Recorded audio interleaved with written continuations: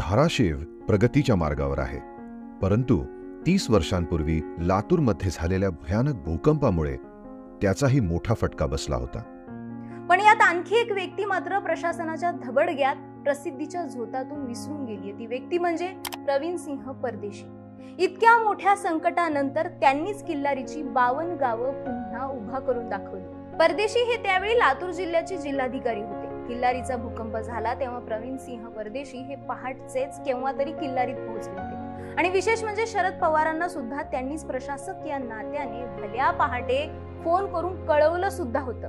किल्लारीच्या पुनर्वसनात शरद पवारांनी जेवढी शिताफी दाखवली तेवढीच किंबहुना त्यापेक्षाही कैक पटीने जास्त कष्ट परदेशी यांनी उपसले होते। खरं तर सुरुवातीचे काही दिवस अन्न पाण्याविना लोकांची दशा होत होती। जवळपास लाखभर लोक या भूकंपाने बाधित झाले होते। त्यांच्यासाठी तयार बनवलेलं अन्न देणं गरजेचं होतं आणि लाखभर लोकांना अन्न पुरवणं हे मोठं जिकिरीचं काम होतं। पण परदेशी यांनी अनेक लोकांची मदत घेऊन रोजच्या रोज 3 वेळा किमान लाखभर लोकांना गरम ताजं अन्न खाऊ घालण्याचं मोठं धनुष्य पेललं। पण अधिकारी म्हणजे काय असतो त्याचं खरं खुरं उदाहरण असलेल्या परदेशींनी तात्काळ पत्र्याची तात्पुरती घरं बांधायला सुरुवात केली आणि विशेष म्हणजे एका महिन्याच्या आत तब्बल 50,000 तात्पुरते शेड्स त्यावेळी उभारण्यात आले होते।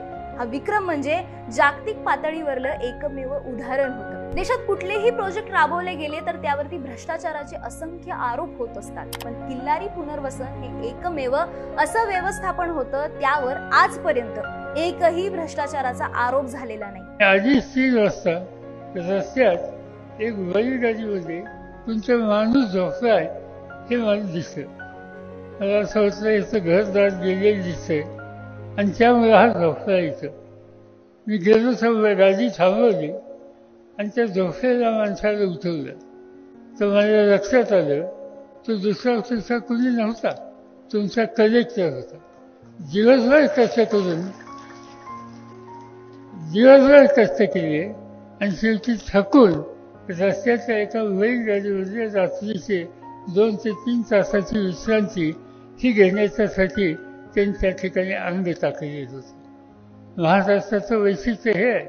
प्रवीण परदेशी यांच्या कार्याचा आढावा घ्यायचा झाला तर ते भारतीय प्रशासकीय सेवा अधिकारी, मुख्यमंत्र्यांचे सचिव, महापालिका आयुक्त, बृहन्मुंबई महानगरपालिका, जिल्हाधिकारी, सदस्य, प्रशासन क्षमता निर्माण आयोग। आता ते धाराशिवला परतत आहेत आपला भाग, आपला प्रांत प्रगतीपथावर घेऊन जाण्यासाठी, सर्व काळ सेवा धर्म करण्यासाठी।